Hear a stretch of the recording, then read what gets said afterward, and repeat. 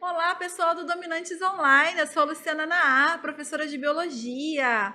Nessa videoaula a gente vai resolver mais um bloco de exercícios sobre o módulo de Bioquímica, tá legal?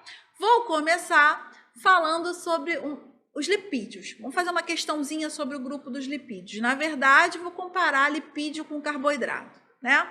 Olha lá, essa questão aqui, ó. As moléculas mais utilizadas pela maioria das células para os processos de conversão de energia e produção de ATP, que é o trifosfato de adenosina, são os carboidratos. Lembra disso, galera? Nós temos 3 moléculas energéticas: carboidrato, lipídio e proteína. O carboidrato não é a mais energética, mas é a que eu prefiro utilizar para a produção de energia. É a mais fácil de você, metabolizar, de você hidrolisar, é a mais rápida, tá? Só que o nosso corpo ele só consegue fazer um estoque de 12 a 24 horas. Então, passou disso em jejum, começamos a quebrar gordura. E a gordura, dependendo da pessoa, tem, fonte de energia para mais de mês aí.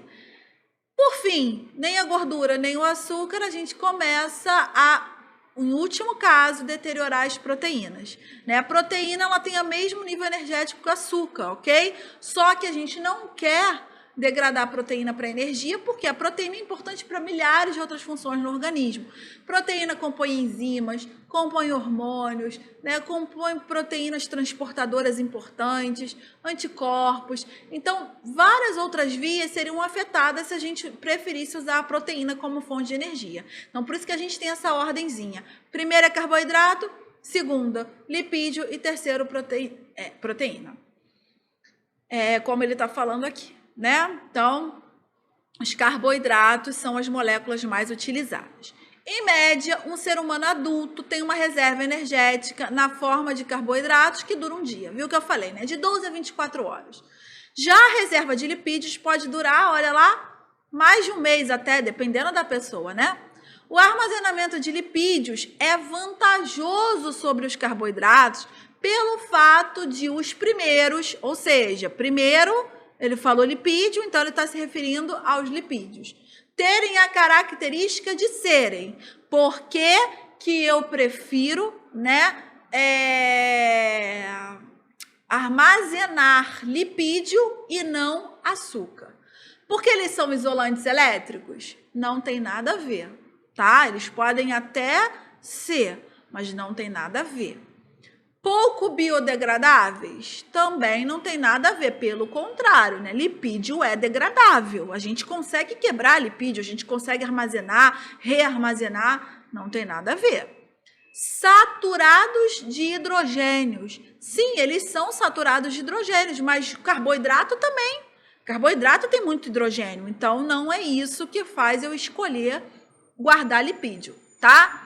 Olha aqui, ó, majoritariamente hidrofóbicos. O gabarito é a letra D. Vou explicar por que já. Vamos só eliminar a letra E. Componentes de membrana. Poxa, eles são componentes de membrana, mas é por isso que eu prefiro armazenar? Não, porque o que vai compor a membrana é estrutural, é função estrutural. Agora, o que vai ser reserva energética é reserva energética, então a função é diferente, tá? Agora, eu prefiro guardar lipídio, por quê? Galera, os lipídios, eles não se dissolvem em água. E já que o meu corpo ele é feito de 80% a 90% de água, se eu tiver algo que seja hidrossolúvel, que se dissolva fácil em água, eu vou eliminar, eu vou mandar embora. Eu mando embora quase 2 litros de água do corpo por dia, Então eu vou acabar mandando embora. Então o que é o ideal? O ideal é que eu utilize uma molécula que não se misture com água para eu conseguir armazenar, porque aí sim o meu corpo pode ter os 70% a 80% de água, mas ele não precisa se preocupar em mandar a substância embora. Então, a gente prefere, e não acontece com o açúcar, galera? O açúcar, ele é facilmente dissolvido. Então, o açúcar vai embora logo. Por isso que se a gente tiver um excesso de açúcar no corpo, o que a gente faz? A gente transforma em gordura. Ah, professora, você falou aí, a questão está dizendo, né, que a gente só guarda até um dia de açúcar no corpo. Por que açúcar engorda? Porque a gente pega o excesso de açúcar e transforma em gordura. E por que a gente faz isso? Porque a gordura não é solúvel em água. Então, majoritariamente hidrofóbicos é a opção correta dessa questão aí, letra D, ok? É por isso que a gente prefere o lipídio do que o carboidrato. Mais uma questãozinha aí agora do Enem.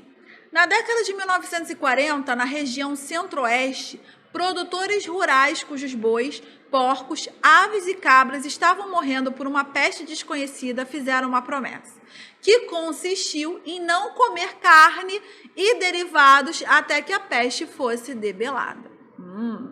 Assim, durante 3 meses, arroz, feijão, verduras e legumes formaram o prato principal desses produtores. Galera, o nosso cérebro, ele tem que começar a puxar uma gavetinha, né? Assim que a gente estiver lendo a questão. Uma gavetinha de que tipo, ele tá falando de carne, ele tá falando desse alimento, carne é proteína, carne é aminoácido, né? Então, assim, o déficit, a gente já tem que começar a pensar na historinha que ele está contando, quais são as conclusões, quais são os resultados. Pô, o cara tirou a carne da alimentação. Poxa, então se ele tirou a carne, ele está com déficit proteico, hein? Vamos ver? Aí, vamos lá. Puxamos a gavetinha da aula. Provavelmente aula de proteína. Para suprir o déficit nutricional a que os produtos rurais se submeteram durante o período da promessa, foi importante eles terem consumido alimentos ricos em... Tudo bem, carne é rica em vitamina A, vitamina E, principalmente vitamina B? É. Só que outros alimentos também são. Então, arroz, feijão, verduras e legumes, nossa, já iriam suprir a vitamina E. Então, vitamina A e vitamina E. Vitamina A, inclusive, a gente encontra nos beta-carotenos, que são alimentos de cor alaranjada, né? Não é nem carne. Então, vamos tirar a letra A. Não é a letra A, ok? Letra B, frutose e sacarose. Galera, isso é açúcar, carboidrato. Eu falei para vocês que a nossa principal fonte de carboidrato é vegetal, não é animal. Então, vamos tirar a letra B. Frutose a gente encontra na fruta. Sacarose também, né? Cana-de-açúcar, cereais, não. Vamos tirar a letra B, ok? Letra C, aminoácidos naturais. O que significa? Aminoácidos, estou chegando lá, hein? Opa! Proteína é formada de aminoácido. Foi exatamente a gavetinha que eu puxei, né? Eu falei, pode ser proteína, pode ser aminoácido, falta de carne, ok. Mas calma aí, naturais, o que significa ser um aminoácido natural? O nome já diz. Ele é produzido naturalmente pelo nosso corpo. A gente não precisa da alimentação para obter. Então, eu tirar a carne, tanto faz para a letra C. Letra D, que já vou adiantar aqui, ó, bonitona o nosso gabarito. Aminoácidos essenciais. A palavrinha essenciais matou tudo. O que significa essa palavrinha essencial? Eu não consigo produzir, eu só consigo obter do lado de fora da alimentação, a partir da alimentação, né? Então, aminoácidos essenciais são os aminoácidos que eu preciso me alimentar. E aonde é a minha principal fonte de aminoácido? Carne, proteína. Se eu estou tirando a proteína da minha alimentação, provavelmente eu vou ter um déficit de aminoácidos essenciais. Ácidos graxos saturados, ok. Alimentos saturados vêm de carne também, né? A gordura animal,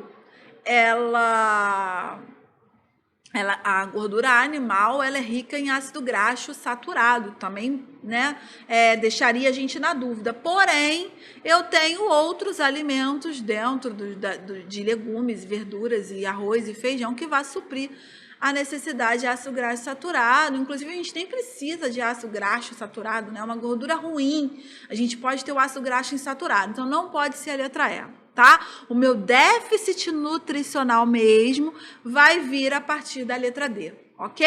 Então, gabarito dessa, letra D. Mais uma questãozinha aí sobre bioquímica. Agora eu vou falar sobre carboidratos. Ainda não apareceu uma questãozinha de carboidratos. Essa é típica, hein? Olha lá.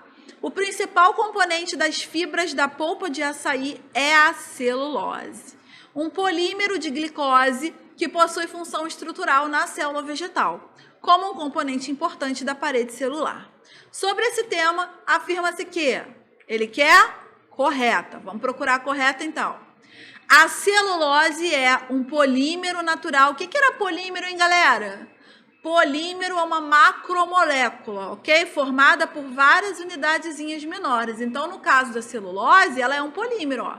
Ela é um polímero de glicose, né? Ela é formada por várias unidadezinhas menores de glicose, tá bom? Então, a celulose é um polímero natural, sim, que resulta da união entre átomos de carbono pertencentes a duas moléculas de glicose. Vamos guardar essa? Vamos guardar essa, porque essa questão aí, ela é típica de erro, tá? Vocês, às vezes, não enxergam e acabam errando ela. Vou guardar a número 1, daqui a pouco a gente volta nela. Número 2. Para formar fibras lineares de celulose, a polimerização da glicose se faz com eliminação de água. Galera, na videoaula sobre carboidratos, eu mostrei para vocês o que era uma ligação glicosídica.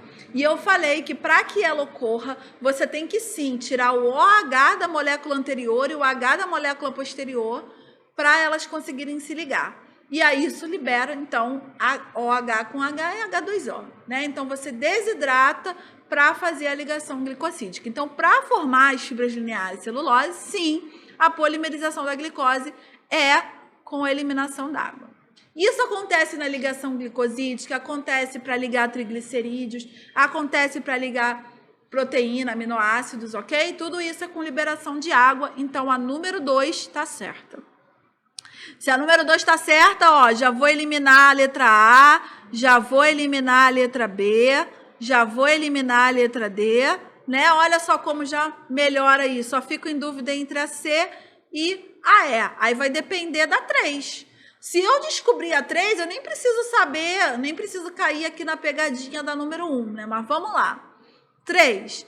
A glicose é também o monômero do amido. O que é monômero, galera? Monômero é o contrário de polímero. Polímero é a macromolécula, são várias unidadezinhas juntas. E o monômero é a micromolécula, é a unidade mesmo, menor unidadezinha daquela molécula. E a glicose é a menor unidadezinha, tá? E ela também é do amido. Sim, a gente tem no amido glicose, glicose, glicose, glicose, ok. Um polímero que os vegetais utilizam como reserva energética. Galera, não achei nada errado na 3, então, infelizmente, eu vou ter que marcar a 3 como certa. E se eu fiquei em dúvida na 1, alguma coisa aí me fez escorregar. O que faz os alunos escorregarem na número 1 e não marcar ela de cara, aliás, e acabar marcando ela de cara como certa, e aí se tivesse uma opçãozinha aqui, 1, 2 e 3 certa, vocês iriam escorregar, é esse 2 aqui. Né? A celulose é um polímero natural que resulta da união entre átomos de carbono pertencentes a moléculas de glicose. Perfeito, mas não é 2. 2 são os disacarídeos. 2 é maltose, sacarose, lactose, que são disacarídeos. Aí sim, são 2. Né? Na verdade, a celulose é um polímero resultante da união de várias moléculas de glicose juntas. Tá? Por isso que a número 1 está errada. Esse 2 aqui fez eliminar a número 1. Número 1 está errada, então, gabarito dessa questão, letra E, 2 e 3 corretas, ok?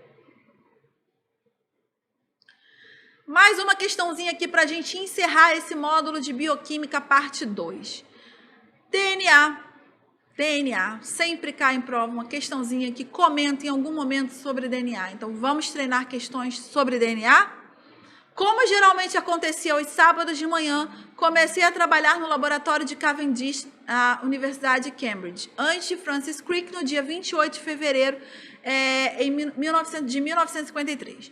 Eu tinha bons motivos para levantar cedo. Sabia que estávamos perto de decifrar a estrutura de uma molécula quase desconhecida na época, chamada ácido desoxirribonucleico, que é o DNA. Mas essa não era uma molécula qualquer. O DNA, como Crick e eu estávamos cientes, contém a chave da natureza das coisas vivas, armazenando as informações hereditárias que são passadas de uma geração a outra e orquestrando o mundo inacreditavelmente complexo da célula. Se decifrássemos sua estrutura tridimensional, a arquitetura da molécula, teríamos um vislumbre do que Crick chamava de o segredo da vida. Com base no texto e nos conhecimentos relacionados à estrutura da molécula de DNA, então vai ser, puxei minha gavetinha, aula de bioquímica, ácidos nucleicos, estrutura de molécula de DNA. Analise, dentre as proposições a seguir, aquela que reflete informações corretas sobre a estrutura dessa molécula. Vamos lá? Letra A. 2 tipos de desoxirribonucleotídeos constituem as unidades que formam cada uma das cadeias da molécula.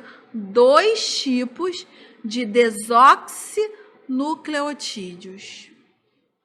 2 tipos? Não.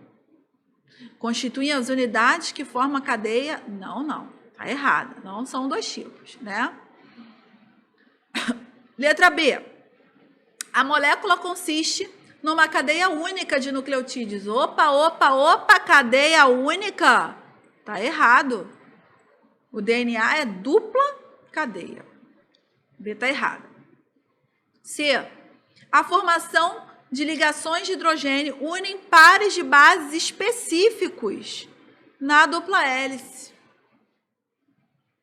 Perfeito. Não achei nada de errado. Vamos para a letra D. O pareamento inespecífico estabelecido entre as bases, pareamento inespecífico não, pareamento específico, é A com T e C com G, isso significa que é específico, ok? Letra D está errada. E letra E, a possibilidade de formação de 4 moléculas filhas idênticas está errado. A gente abriu o DNA, uma fita antiga serve de molde para nova, outra fita antiga serve de molde para outra, então a gente tem apenas 2 moléculas filhas, não 4, como está dizendo a letra E. Então, o gabarito dessa questão aí só pode ser realmente a letra C, ok? A formação de ligações de hidrogênio vai unir os pares de bases específicos na dupla hélice. A com T, fazendo uma dupla ligação, lembram disso? E C com G fazendo uma tripla ligação. Tá legal? Galera, esses são os principais assuntos, né, que podem ser abordados, a maneira com que eles são abordados, exemplos de como eles são abordados dentro da bioquímica. Então, a gente viu questões de carboidrato, viu de lipídio, viu de ácido nucleico, vitaminas, tá legal? Água, dentro desses módulos de bioquímica, então. Obrigada pela atenção de vocês, até uma próxima.